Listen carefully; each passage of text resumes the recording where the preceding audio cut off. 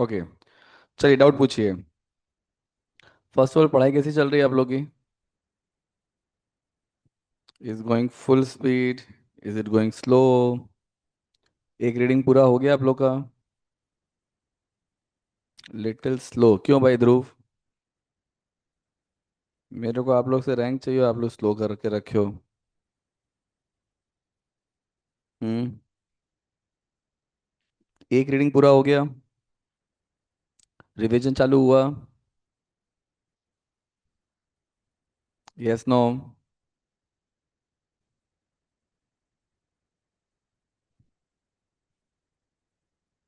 Okay, चलो। सीआरवीआई में, CR-V and CR-V में, सीआर एंड वी में डाउट पूछिए पहले तो। कोई मेजर डाउट है? मेजर, माइनर, स्मॉल, छोटा बड़ा जो भी डाउट है प्लीज पूछिए। ध्रुव को कोई डाउट नहीं है, ओके। निशी?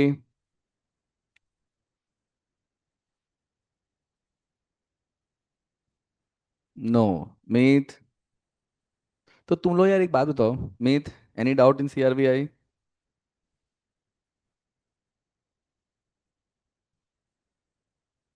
मीत? या सर, हेलो सर। बोलो प्लीज, डाउट पूछिए।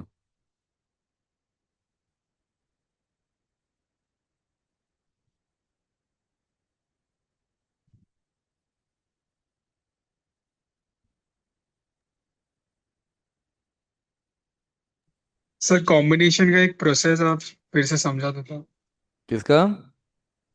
कॉम्बिनेशन का कॉम्बिनेशन क्या मतलब समझाना क्या है, क्या प्रोसेस? करेंगे।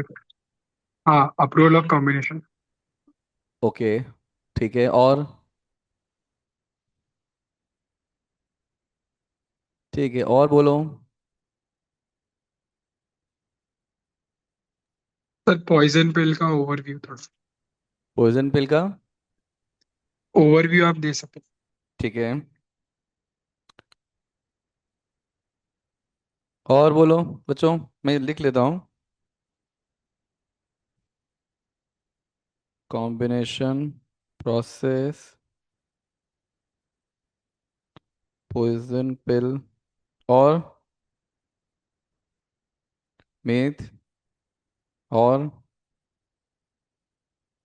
सर, कोई इंपॉर्टेंट प्रैक्टिकल क्वेश्चंस जो आ सकते हैं। कोई any specific type of question जो नहीं समझा है?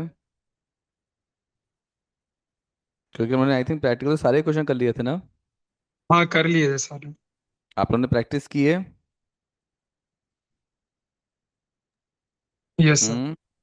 ठीक है, ठीक है। तो दो चीज मेन पूछनी है, combination and poison pill. Anything else? चलो, सो ध्रुव ने भी पॉइजन पिल पूछा है, तो we start with poison pill itself. But मेरे को एक चीज बताओ, अगर मेजर डाउट थे ही नहीं तो अच्छा खासा प्रीलिम्स 15 तारीख से चालू हो रहा था, तो उसको अननेसेसरी 22 क्यों करा दिया आप लोग ने? हम्म। सर डाउट उ- नहीं है पर वो भी तो हुआ नहीं ना, प्रिपरेशन भी पूरा सर, हुआ नहीं। थोड़ा कॉन्फिडेंट नहीं है इसलिए सर। अच्छा, तो आप लोग ने इसको इसलिए सरकाया कि आप लोग को थोड़ा और टाइम मिल सके पढ़ने के लिए? यस सर, ताकि थोड़ा बराबर से दे सके ना प्रीलिम्स, इसलिए। और आप लोगों आप को पता है, और आप ये चक्कर में ना मुलुंड के बच्चों से जो गाली खाए हो ना, मैं पूछो ही मत। क्योंकि मुलुंड के बच्चे एकदम जिद पड़े थे कि सर हमको तो प्रीलिम्स 15 तारीख से ही देना है। तो मैं बोला भाई अगर बच्चों के डाउट हैं तो डाउट पहले सॉल्व करना पड़ेगा ना। सो कितना कचकच किया मुलुंड के बच्चों ने मैं ही जानता हूँ। सो अभी प्रिपरेशन कैसी है ना? चलो finally we got 1 month, 1 week extension. अभी प्रिपरेशन कैसी है?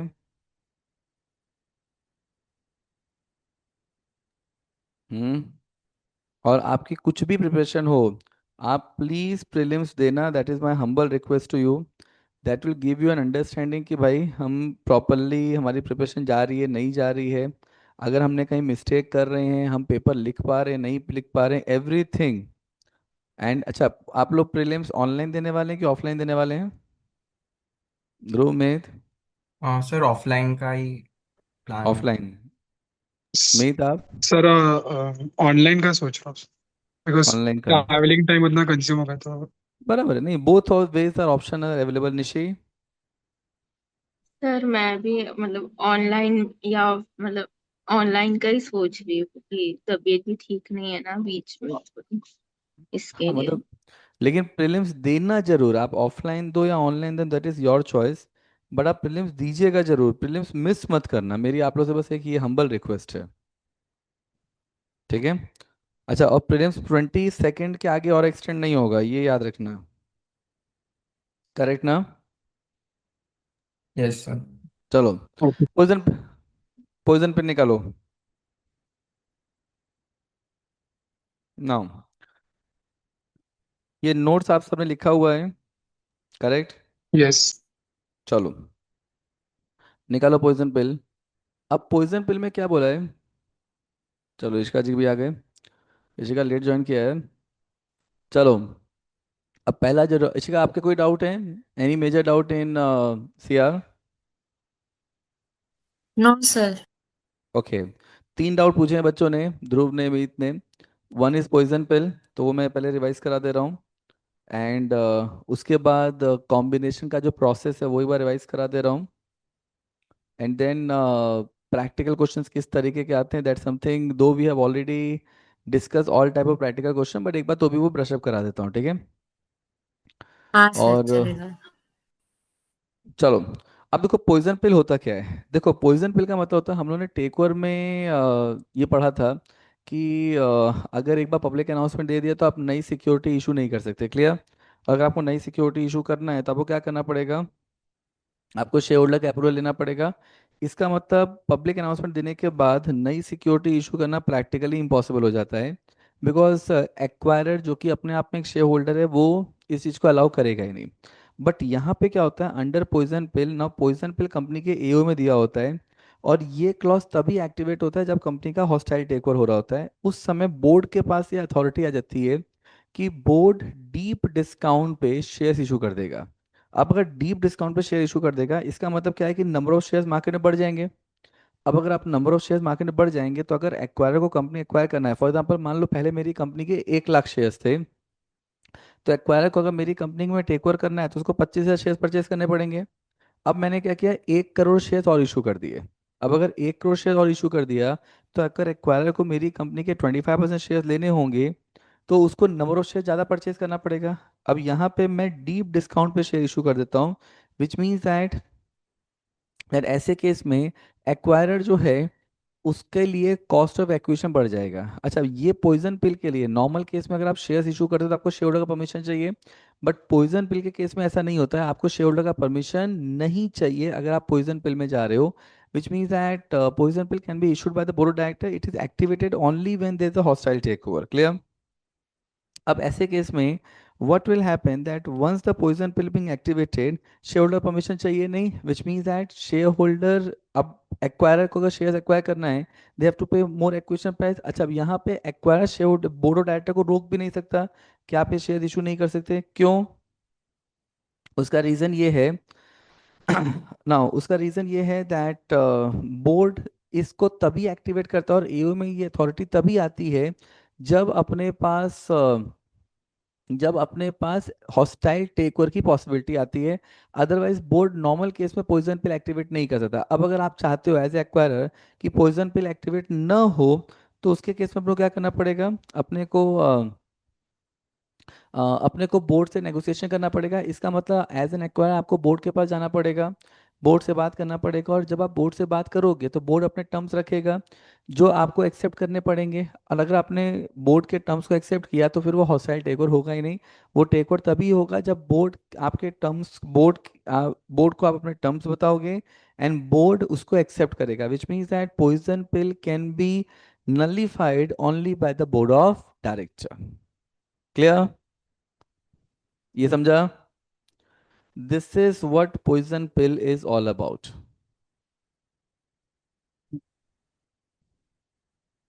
Yes, sir.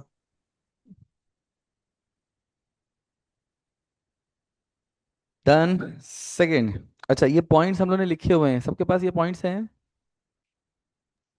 Yes. चलिए एक बार ये पॉइंट्स को रीड कर लीजिए प्लीज। .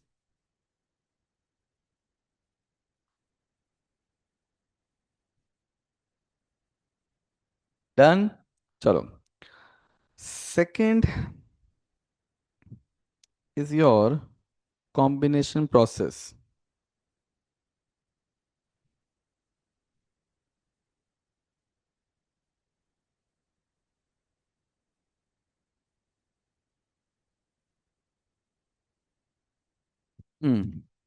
कॉम्बिनेशन प्रोसेस निकालिए। इसमें मैंने आप लोगों को अमेंडमेंट भी साथ में लिखवाया था, याद है? Yes sir. चलो, now what this combination process talks about, कि अगर आपका जो प्रपोज ट्रांजेक्शन है वो सीसीआई की थ्रेशोल्ड लिमिट को क्रॉस करता है, then in that case now then in that case अपने को जो थ्रेशोल्ड लिमिट दिया है, what is the threshold limit बच्चों? हम लोगों ने कॉम्बिनेशन की एक डेफिनेशन लिखा था, उसमें थ्रेशोल्ड लिमिट कितना था, एसेट कितना था इन इंडिया?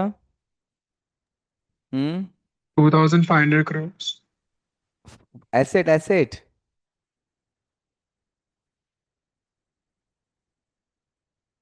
मीत एसेट कितना था? Open the notes. टर्नओवर कितना था? 7500 crore था ना सर। 7,500 करोड़। और एसेट 4,500 नहीं, 2,500 था। कितना, 2,500 बोला था कि 4,500 टू बोला था? 2500 ही बोला। हाँ तो बराबर है। तो एसेट 2,500 करोड़ था, टर्नओवर 7,500 करोड़ था। अब एसेट इन इंडिया और आउटसाइड इंडिया कितना था? हम्म 1250। 50 USD मिलियन, करेक्ट। जिसमें कितना यस। इंडिया में होना चाहिए? ये याद है ना सब लिमिट? इंडिया में कितना होना चाहिए? 1,250 crore in India. And turnover कितना है? 3750 crore 3,750, जिसमें से USD। कितना इंडिया में होना चाहिए turnover? 3750 crores in India. Crore in India. अच्छा, ग्रुप का लिमिट कितना था? एसेट की लिमिट कितनी थी ग्रुप की? हम्म एसेट की लिमिट कितनी थी ग्रुप की? 10,000 crores। Ten more thousand then crore and turnover की लिमिट कितनी थी ग्रुप की? 30,000 crores। हाँ, 30,000 crore। 30,000 करोड़। फिर एसेट इन और आउटसाइड इंडिया, एसेट की लिमिट कितनी थी?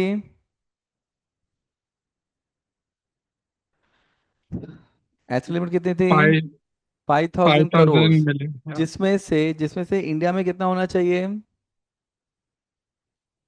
हम्म 1250 1,250 करोड़। और crore। टर्नओवर की लिमिट कितनी थी? 15,000 crore। हाँ, sorry 15,000 million dollar। USD USD, जिसमें से इंडिया में कितना होना चाहिए? थ्री इंडिया में सेवन कितना होना फाइव चाहिए? Zero 3,750 crore in India, clear? अब देखो, तो अगर आपका ट्रांजेक्शन इस लिमिट को क्रॉस करता है तो यहाँ पे अपने को क्या करना पड़ेगा? अपने को सीसीआई का अप्रूवल लेना पड़ेगा। तो सबसे पहले क्या करना पड़ेगा? अपने को नोटिस देना पड़ेगा सीसीआई को, क्लियर? अच्छा, नोटिस कितने दिन के अंदर? इनिशियल प्रपोजल क्या था, आपको अमेंडमेंट के साथ बताया था। इनिशियल प्रपोजल क्या था कि नोटिस कितने दिन के अंदर देना होता है? 30 डेज के अंदर। लेकिन क्या अब ये 30 डेज का रिक्वायरमेंट अभी भी एप्लीकेबल है? It has been relaxed. Has been relax, which means that अब अगर कंपनी 30 डेज में नहीं भी देता है चलेगा, लेकिन अपने को ट्रांजेक्शन तभी होगा जब सीसीआई परमिशन देगा। अब यहाँ पे सीसीआई क्या करेगा? आपका एक प्राइमा फेसी व्यू बनाएगा that combination has an appreciable adverse effect in India और नॉट। अब सीसीआई क्या करेगा? एक शो कॉज नोटिस देगा। जब सीसीआई शो कॉज नोटिस देगा, तो इस शो कॉज नोटिस पार्टीज को रिस्पॉन्ड करना पड़ेगा। अच्छा, रिस्पॉन्ड करने का टाइम पीरियड कितना है? 30 days। ये मतलब इसमें क्या अमेंडमेंट हुआ था? अभी 15 days हो गया। करेक्ट, तो ये 15 डेज हो गया। इनिशियली कितना था? 30 डेज, जो कि has been change to 15 days. अब सीसीआई क्या करेगा? डीजी को बोलेगा एंड डायरेक्टर जनरल से रिपोर्ट मंगवाएगा। जब डीजी की रिपोर्ट आ जाएगी एंड शो कॉज नोटिस का रिप्लाई भी आ जाएगा, तो सीसीआई एक प्राइमा फेसी व्यू बनाएगा कि एप्रिशिएबल एडवर्स इफेक्ट हो रहा है कि नहीं हो रहा है। अब सीसीआई पार्टीज को बोलेगा कि आपको पब्लिकेशन देना पड़ेगा, जिससे कि पब्लिक के नॉलेज में आए about this particular transaction. And parties को have to give the publication कितने दिन के अंदर? 7 days। हाँ, 7 days। 7 days। 7 डेज। पहले कितना था? 10 वर्किंग डेज, इसको कम करके कितना किया गया? 7 days। 7 days. Overall time period पहले कितना था? ओवरऑल पूरा टाइम पीरियड कितने दिन में पहले अप्रूवल हो जाना चाहिए था? 210 days। 210 हाँ हाँ वही। बराबर, 210 बराबर, 210 जो कि अब कितना हो गया है? आई गेस 150 days था। 150 डेज, करेक्ट। समझा? ये सब हमने लिखा है, पढ़े हो ना? एप्रिल प्रोसेस ओपन करिए, आप लोगों को हर पॉइंट के नीचे नोट लिखवाया है।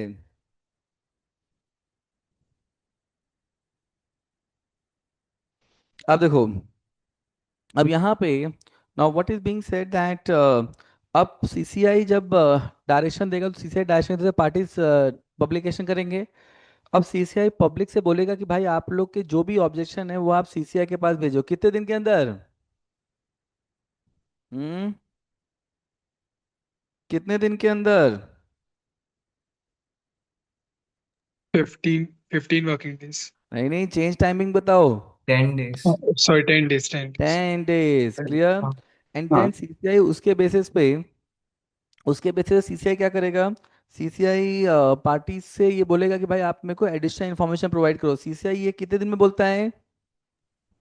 7 days. And then parties, what parties have to do, they have to provide the additional information to CCI, कितने दिन के अंदर? 10 days। 10 working days. 10 working days, clear. अब सीसीआई क्या करेगा? सीसीआई उस एप्लीकेशन को जो भी अदर सेक्टरल रेगुलेटर उन सब से इंफॉर्मेशन लेने के बाद सीसीआई एक प्राइमा फेसी व्यू बनाएगा। अब सीसीआई ट्रांजेक्शन को या तो अलाउ करेगा या तो डिसअलाउ करेगा या तो मॉडिफाई करेगा, विच मीन दैट सीसीआई तो द ओपिनियन कि ये ट्रांजेक्शन का एप्रिशिएबल एडवर्स इफेक्ट नहीं होगा तो सीसीआई ट्रांजेक्शन को अलाउ कर देगा। अगर सीसीआई को लगता है कि ट्रांजेक्शन का एप्रिशिएबल एडवर्स इफेक्ट होगा तो सीसीआई अलाउ नहीं करेगा, और अगर सीसीआई को लगता है कि एप्रिशिएबल एडवर्स इफेक्ट होगा लेकिन उसको नलीफाई कर सकते हैं तो सीसीआई क्या करेगा? ट्रांजेक्शन को अलाउ करेगा विद नेसेसरी मॉडिफिकेशन। अब जब सीसीआई मॉडिफिकेशन सजेस्ट करेगा तो या तो पार्टीज उस मॉडिफिकेशन को एक्सेप्ट करेंगे या तो पार्टीज मॉडिफिकेशन को रिजेक्ट करेंगे। अगर पार्टीज मॉडिफिकेशन को एक्सेप्ट करते हैं और पार्टीज मॉडिफिकेशन को कैरी आउट करते with in the time period तो सीसीआई ट्रांजेक्शन को अलाउ कर देगा। बट अगर पार्टीज मॉडिफिकेशन को कैरी आउट नहीं करते हैं with in the specified time period तो सीसीआई ये मानेगा कि ट्रांजेक्शन का एप्रिशिएबल एडवर्स इफेक्ट है और सीसीआई ट्रांजेक्शन को अलाउ नहीं करेगा, क्लियर। अब अगर पार्टीज ने मॉडिफिकेशन को एक्सेप्ट नहीं किया तो पार्टीज क्या करेंगे? अपना चेंजेस बोलेंगे सीसीआई को, कितने दिन के अंदर? 30 days. Correct. Revise time period कितना है? करेंट अमेंडमेंट टाइम पीरियड कितना है?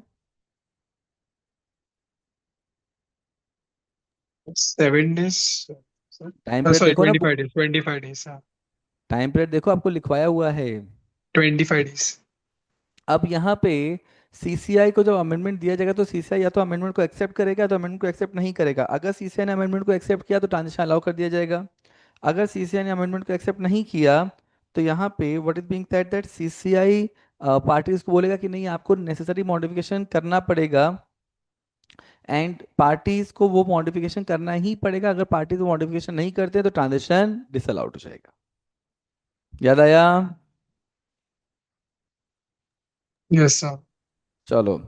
सर ये वर्किंग डेज अभी नहीं रहा, मतलब 25 days ऐसे हो गया ना, मतलब वर्किंग। हाँ वो टाइमलाइन देखो ना, तुम लोगों को लिखवाया हुआ है ना। और या आप लोगों को मॉडल में बताइए कहाँ से पढ़ना है ये अमेंडमेंटल पार्ट। चलो और।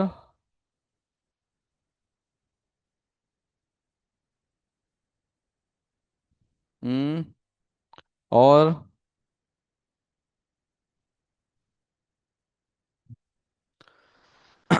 डन बच्चों? Yes sir. यस। ठीक है। हाँ, अब आपके प्रैक्टिकल क्वेश्चन में एक्सचेंज रेशो देख लिया होगा आपने क्वेश्चन, यस और नो? और कोई डाउट है भाई, डाउट पूछ लो।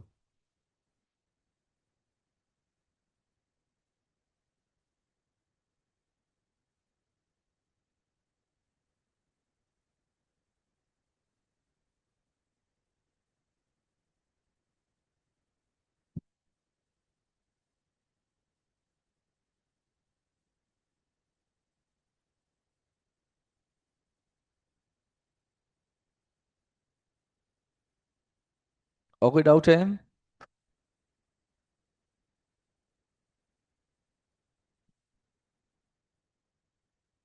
नो, ठीक है। सर। बोलो बेटा। सर एक फर्स्ट चैप्टर ऊपर ऊपर से करवा दो ना, क्योंकि वो बहुत पहले हुआ था ना, तो एक बार वो रिविजन। ओके, नोट से कराऊं या मॉडल से कराऊं? सर नोट से ही करवा दो, बस ऐसे ठीक है, भगा दो निकालो फटाफट निकालो, चलेगा। नोट्स निकालो।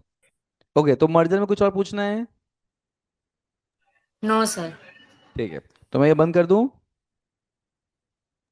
Yes sir. चलो।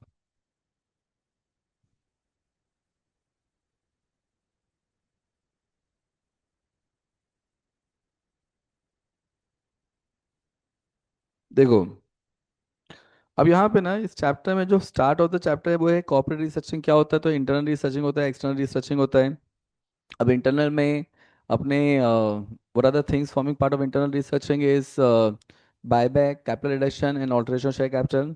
What is forming part of external researching is nothing but M&A, demerger and acquisition. Clear?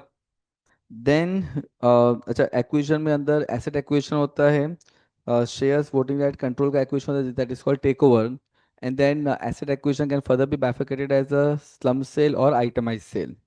Further क्या दिया है दैट यहाँ पे now what is being said that कितने तरीके की रिसर्चिंग होती है, तो researching can be financial researching, researching can be market researching, researching can be technological researching and organisational researching. Clear?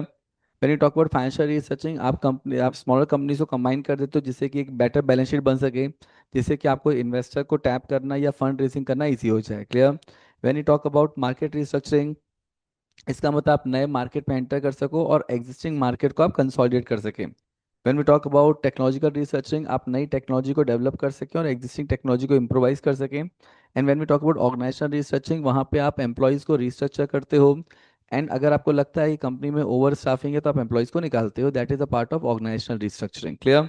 अब यहाँ पे most commonly apply to the corporate researching में मर्जर, ये सब हम लोगों ने शॉर्ट में सबको दिया हुआ है। Now when we talk about horizontal merger, क्या होता है horizontal merger? That it's a merger of related entities, that is to be called as horizontal merger. अगर कॉम्पिटिटर, देखो there are two types of merger, congeneric merger, conglomerate merger.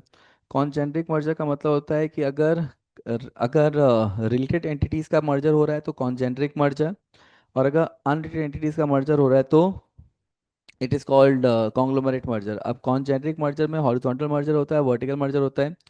What is horizontal merger? तो horizontal merger basically means that अगर competitor companies का merger हो रहा है then that is to be called as horizontal merger. अब यहाँ पे what is, अच्छा, मोनोपोली पावर क्रिएट होगा, कंपटीशन कम होगा तो आपकी मोनोपोल प्रॉफिटेबिलिटी बढ़ेगी। When you talk about vertical merger, अगर टू कंपनीज का मर्जर हो रहा है who are not competitor to each other but they are in a same industry, and उनका जो फिनिश गुड्स है वो कॉमन फिनिश गुड्स है, then that is to be called as vertical merger. Then there is something called then there is something called conglomerate merger. अब ये conglomerate merger क्या है? तो unrelated entities का जो merger होता है that is to be called as conglomerate merger. इसमें जो सबसे बड़ा benefit है वो अपने को synergy का मिलता है। Then there is something called reverse merger. What is reverse merger? तो अगर एक profit company loss company में merge हो जाता है, या अगर एक अगर एक स्मॉलर कंपनी बिगर कंपनी का टेक ओवर कर लेता है then that is to be called as, अगर एक देखो टेक ओवर का बेसिक होता है कि बिगर कंपनी स्मॉलर कंपनी का टेक ओवर करता है, बट अगर एक स्मॉलर कंपनी बिगर कंपनी का टेक ओवर कर लेता है that is nothing but the reverse acquisition also. Clear? इसके बाद there is something called triangular merger. What is triangular merger? तो यहाँ पे हम लोग ट्रांसफरर कंपनी डायरेक्टली ट्रांसफर में मर्ज नहीं होते, what they do they merge with its Holi own subsidiary company, and target transfer company के जो शेयर होल्डर हैं उनको शेयर्स इशू किए जाते हैं of the shares of main company, that is to be called as triangular merger. Clear? इसके बाद then हम लोग ने इस चैप्टर में तीन पार्ट इंपॉर्टेंट है, there something called alteration of share capital, open alteration of share capital.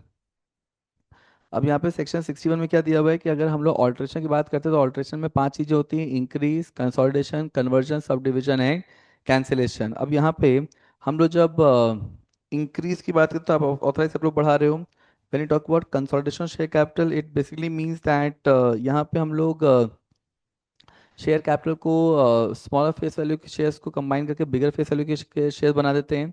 When you talk about conversion, it is shares को आप स्टॉक में कन्वर्ट कर सकते हो या तो स्टॉक को शेयर्स में। When you talk about sub division, it is basically means that smaller bigger face value के शेयर्स को हम लोग तोड़ के स्मॉलर फेस वैल्यू बना देते, that is to be called as sub division. And last is called cancellation. तो अगर कंपनी के अनइशूड या अनपेड शेयर्स हैं तो कंपनी उसको कैंसिल कर देता है, एंड कैंसिल करके कंपनी स्मॉलर फेस वैल्यू बनाते हैं, then that is to be called as cancellation. इसमें उन्होंने एक नोट लिखा था कि once the shares being forfeited, now once the shares being forfeited, it becomes a property of the company and company have a right to reissue the same or cancel the same. Clear?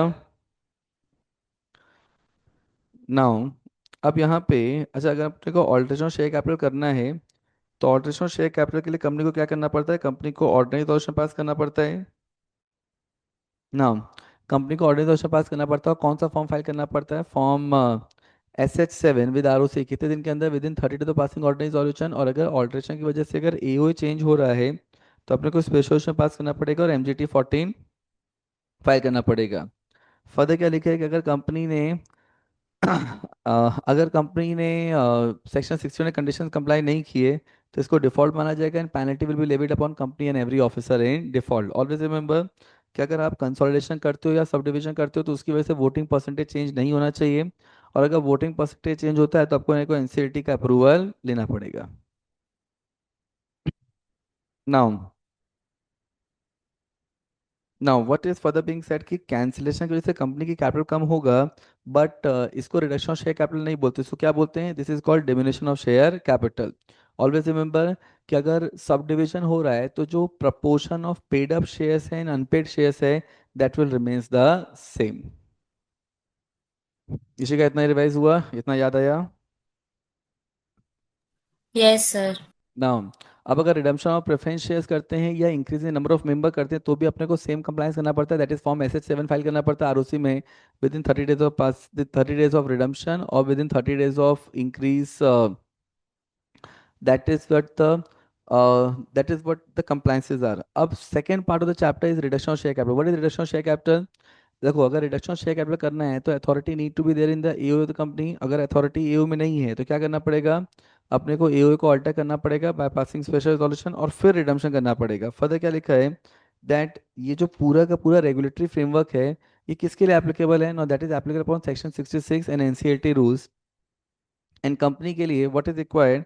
That company के लिए what is required? That NCLT ये जो provision है, ये provision किसके लिए applicable होता है? Company limited by shares and company limited by guarantee with share capital. तो अगर unlimited company with share capital है, तो उसका रिडक्शन होता है as per AOA।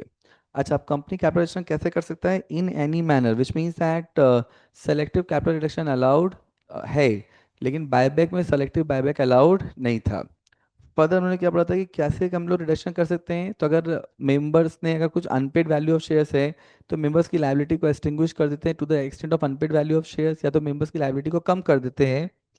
That is called reduction of share capital. इसके अलावा अगर कंपनी का जो लॉस्ट कैपिटल है, जो कंपनी के एक्यूमुलेटेड लॉसेज है, उसको राइट ऑफ कर देते हैं against the capital of the company, that is also reduction of share capital. इसके अलावा व्हाट इज बीइंग सेड कि अगर कंपनी सरप्लस फंड है टू द शेयर होल्डर, तो company surplus fund share holder को वापस करता है, which have an effect of extinguishing the liability of shareholder or which have an effect of reducing the liability of shareholder, that is also nothing but reduction of share capital. And last में company surplus fund share holder को वापस करता है without extinguishing or reducing the liability of shareholder, that is also to be called as reduction of share capital. What it mean? It means that अगर company किसी भी तरीके से members की लायबिलिटी कम कर रहा है या सरप्लस फंड वापस कर रहा है, then it is nothing but reduction of share capital. Clear? अब अगर company reduction of share capital करता है और उसकी वजह से कंपनी का MOA चेंज होता है, तो कंपनी को MOA को भी ऑल्टर करना पड़ेगा with respect to the face value, with respect to the number of shares. अब कंपनी कैपिटलाइजेशन तब तक नहीं कर सकता जब तक कंपनी ने अगर डिपॉजिट के एक्सेप्टेंस में या रीपेमेंट डिफॉल्ट किया है, तो अगर वो डिफॉल्ट सबसिस्टिंग है, तो कंपनी कैपिटल रिडक्शन नहीं कर सकता। अब यहाँ पे कैपिटलाइजेशन करने के लिए कंपनी को NCLT को एप्लीकेशन देना पड़ेगा। अच्छा, यहाँ पे जब आप एप्लीकेशन देते हो, तो कौन से फॉर्म में एप्लीकेशन दिया जाता है बच्चों? जब हम NCLT को एप्लीकेशन देते हैं, तो कौन से फॉर्म में देते हैं फॉर कैपिटल रिडक्शन? SH7। अरे अरे अरे अरे, कैपिटल रिडक्शन में हम लोग जब NCLT को एप्लीकेशन देते हैं, तो कौन से फॉर्म में देते हैं? हम्म आर एस NCLT 1। RSC 1 याद आया कुछ? तो RSC 1 में आप एप्लीकेशन देते हो। अच्छा, जब आप NCLT को एप्लीकेशन देते हो, तो NCLT क्या करता है? आपकी एप्लीकेशन को या तो खुद फॉरवर्ड करता है, या तो कंपनी को बोलता है कि आप फॉरवर्ड करो। और ये एप्लीकेशन फॉरवर्ड की जाती है, किसको फॉरवर्ड की जाती है? सेंट्रल गवर्नमेंट ROC को, क्रिएटर को और सेबी को। अच्छा, तो यहाँ पे central government, ROC and SEBI को कौन से फॉर्म में फॉरवर्ड की जाती है एप्लीकेशन? हम्म RSC 2। आरएससी 2 में। एंड क्रिएटर्स को एप्लीकेशन कौन से फॉर्म में फॉरवर्ड की जाती है? RSC RSC 3। 3 में। याद आया? देखो, मैंने फॉर्म्स का एक पूरा टेबल बनाया हुआ है। अब देखो, अब यहाँ पे क्या दिया हुआ है, नो इट सेज दैट कि अब यहाँ पे अगर जब इन लोगों को नोटिस दिया जाएगा, तो इनको अगर कोई भी अपना रिप्रेजेंटेशन देना है तो अपना रिप्रेजेंटेशन कितने दिन के अंदर देंगे? विद इन 3 मंथ्स के अंदर। और अगर कोई भी रिप्रेजेंटेशन नहीं मिला विद इन 3 मंथ्स के अंदर, तो इट इज प्रिज्यूम दैट उनको कोई भी ऑब्जेक्शन नहीं है। फर्दर क्या लिखा है कि एनसीएलटी कैपिटेशन कंफर्म करने से पहले ये देखेगा कि जो भी क्रेडिटर्स है उनका क्लेम और डेट जो है वो या तो कंफर्म हो जाना चाहिए, या तो डिस्चार्ज होना चाहिए, या तो डिटरमाइन हो जाना चाहिए, या तो सिक्योर्ड हो जाना चाहिए, या तो consent of creditors has been obtain. इसके अलावा एनसीएलटी तब तक कैपिटलेशन कंफर्म नहीं करता है जब तक कि ऑडिटर ये सर्टिफिकेट ना दे दे that accounting treatment under the scheme is in conformity with accounting standard. Clear? अब यहाँ पे एनसीएलटी कंफर्मेशन ऑर्डर देने से पहले कंफर्मेशन जो ऑर्डर है एनसीएलटी कंपनी को बोलेगा कि आपको पब्लिश करना पड़ेगा। अच्छा, कौन से पेपर में पब्लिश होगा, कौन से वेबसाइट पे पब्लिश होगा, ये भी कौन बताएगा? एनसीएलटी। अब कंपनी जो है ना, company will what company will do, तो company certified copy of NCLT confirmation order जो है along with minutes उसको now certified copy of NCLT confirmation along with minutes now that need to be filed with ROC। कितने दिन के अंदर file किया जाएगा आरओसी में? Within 30 days of receipt of NCLT confirmation order. Further क्या दिया है कि जो मिनट्स हैं duly approve by NCLT, now अपने को मिनट्स में प्री एंड पोस्ट दोनों मेंशन करना पड़ेगा। What are the pre and post? कि कंपनी का शेयर कैपिटल कितना है, नंबर ऑफ शेयर्स कितना है, फेस वैल्यू कितना और पेड अप वैल्यू कितना है। एंड देन इसके बेसिस पे आरओसी अपना एनसीएलटी कंफर्मेशन ऑर्डर इशू करेगा। आरओसी जो है एनसीएलटी कंफर्मेशन ऑर्डर के बेसिस पे अपना सर्टिफिकेट इशू करेगा which is the conclusive evidence that all the requirement of capital reduction has been duly complied. Clear? अच्छा, एक बार आरओसी ने अपना सर्टिफिकेट इशू कर दिया, उसके बाद अगर कोई प्रोसीजर डिफेक्ट दिखता भी है तो उसकी वजह से कैपिटल रिडक्शन अफेक्ट नहीं होगा। Done? Now what is further being said, now what is further being said, requirement of section 66 जो है वो कब एप्लीकेबल नहीं होता? अगर हम लोग बायबैक ऑफ सिक्योरिटीज कर रहे हैं तो कैपिटल रिडक्शन में सेक्शन 68 देखने की जरूरत नहीं है। What is further being said कि अगर कैपिटल रिडक्शन किया तो फेस वैल्यू अगर कम होता है तो जो मेंबर की लायबिलिटी है वो डिफरेंस अमाउंट से ज़्यादा नहीं होता। What is difference amount? तो revise face value minus paid up amount.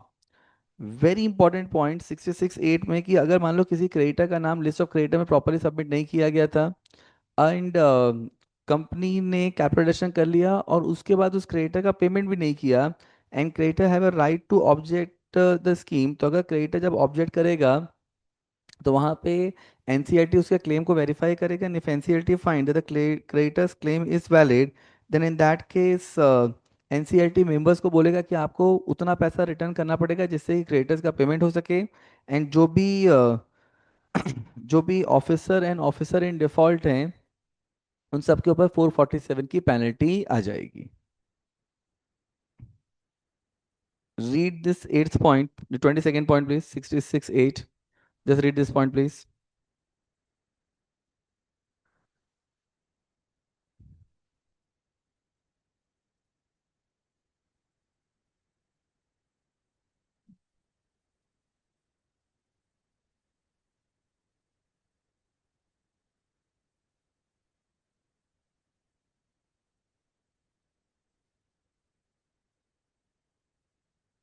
Done? अब देखो, अब यहाँ पे नाम, अच्छा, जब हम लोग open the form, open the notes please. जब अपने लोग यहाँ पे एप्लीकेशन करते हैं तो आरएससी 1 में एप्लीकेशन जाएगा, central government creditor, central government SEBI and ROC को आरएससी 2 में जाएगा, क्रेडिटर्स को आरएससी 3 में जाएगा। आरएससी 4 क्या था? जगह। Hmm what was RSC 4? Sir publication of notice in newspaper. Publication करना पड़ेगा, और RSC 4 में वो पब्लिकेशन के बाद एफिडेविट देना पड़ता है। वो एफिडेविट किस में होता है? RSC 5 में। इसके बाद NCLT अपना कंफर्मेशन ऑर्डर इशू करेगा किस में? RSC 6 में। एंड नाउ RSC 6 में, एंड देन ROC अपना सर्टिफिकेट इशू करेगा कौन से फॉर्म में? RSC 7 में। याद आ गया? Yes sir. चलो, बायबैक भी देखना है, या बायबैक पता है अपने को? नहीं सर, बाय बैक रहने दो। ठीक है, और डाउट पूछिए। Anything else? अच्छा, मेरे को वो भेजना है ना आप लोगों को, वो ड्राफ्ट वाला। सर कब भेजोगे? ड्राफ्टिंग के रिवीजन से पहले भेज दूंगा, मैं आज ही बनाने वाला हूँ रिवीजन का। मैंने ना सर वो ऑलमोस्ट आपने बन गया, वो इंडेक्स करना बना बाकी है बस लिया? मेरे को। हाँ। इंडेक्स सीआर का? कौन सा इंडेक्स? सर सीआर का इंडेक्स, वो सर मर्जर सीआर का बना। इंडेक्स आपने? सॉरी सॉरी, दिमाग से उतर गया, फिर से बोलो क्या चाहिए। तो मैं अभी बना देता हूँ बैठ के, रिवीजन अभी खत्म करके, once if you don't any doubt, will close that thing, और मैं अभी बना देता हूँ। क्या चाहिए इंडेक्स में?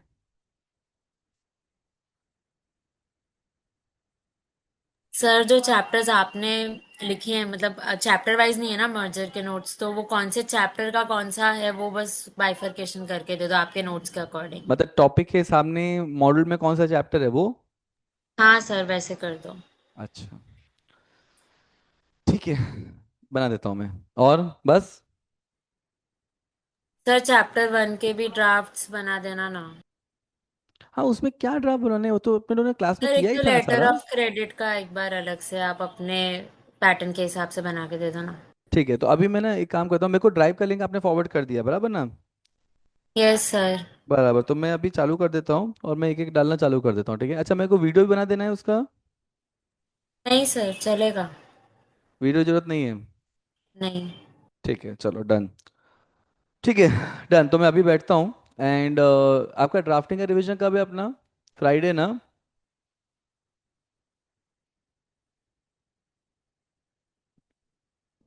अच्छा, यस मेरे को सर। एक चीज़ बताओ, कल आपका इसका रिवीजन है जूही मैम का, ESG का, बराबर ना? Yes yes sir. परसों सागर मदन सर का रिवीजन है, नहीं, इनका सर। मानस सर का रिवीजन है। फिर अपने लोग का ड्राफ्टिंग का रिवीजन। ड्राफ्टिंग का रिवीजन चाहिए, या वो सिर्फ वो ड्राफ्ट दे दूं मैं?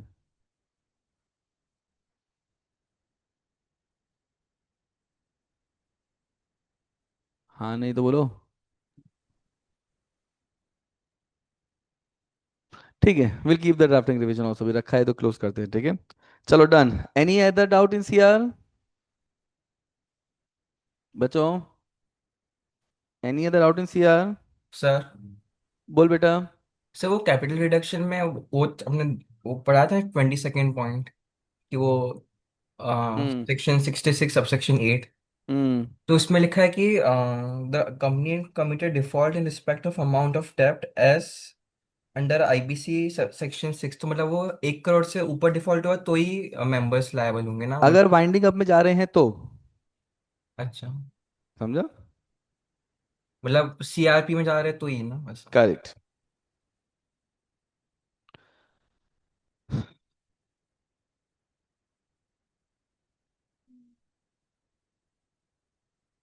चलो, एनी अदर डाउट है?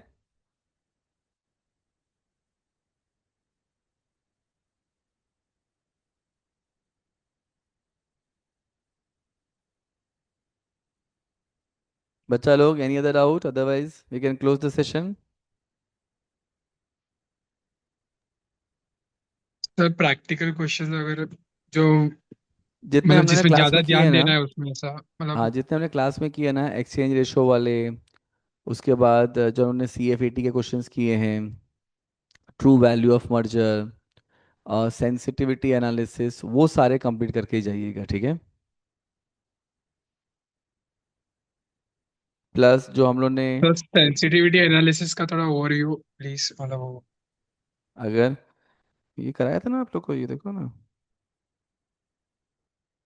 सेंसिटिव एनालिसिस क्या बताते हैं कि अगर एक फैक्टर बढ़ता है, तो उसके वजह से सेकंड कॉरस्पॉन्डिंग फैक्टर में जो चेंजेस आते हैं, that is to be called as sensitivity.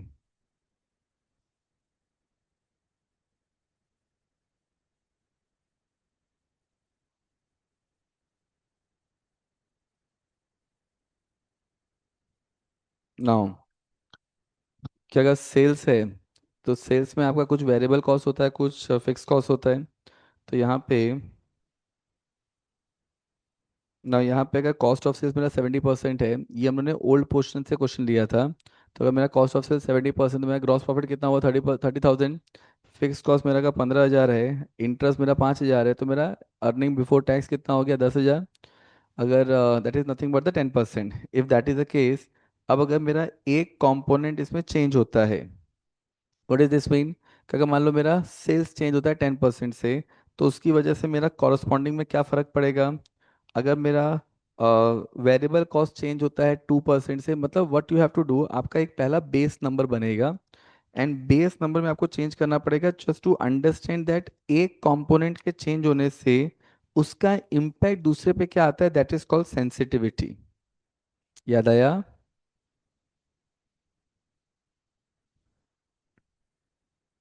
Meet? Yes, sir. Yes, sir.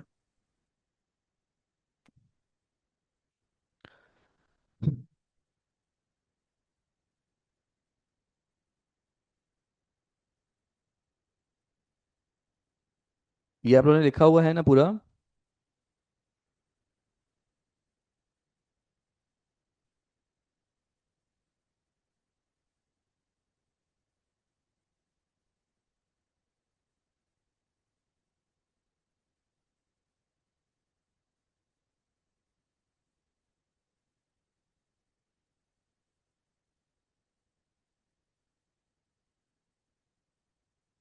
ये रहा। तो अगर मान लो मेरा सेल्स 10% कम हो जाता है, तो कॉस्ट ऑफ सेल्स 70%, तो ये कितना कम हो जाएगा? 63,000 हो जाएगा। तो ग्रॉस प्रॉफिट मेरा कितना आ जाएगा? 27,000। लेकिन मेरा फिक्स कॉस्ट और इंटरेस्ट कॉम्पोनेंट सेम रहेगा, तो मेरा अर्निंग बिफोर टैक्स जो है दैट इज 7,000, जो कि मेरे सेल्स का कितना परसेंट हो गया? 7.7%। मतलब मेरा चेंज या सेंसिटिविटी कितनी चीज़ की हुई? 2.2% की। अगर सेल्स मेरा 10% से कम हो रहा है, तो मेरा अर्निंग बिफोर टैक्स जो है वो 2.22% से कम हो रहा है। उसी तरीके से अगर सेल्स में 10% बढ़ा दूंगा, that's how you have to see the sensitivity.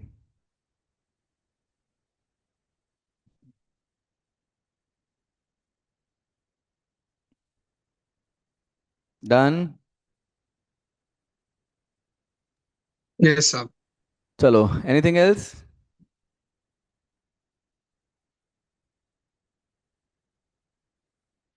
Done बच्चों?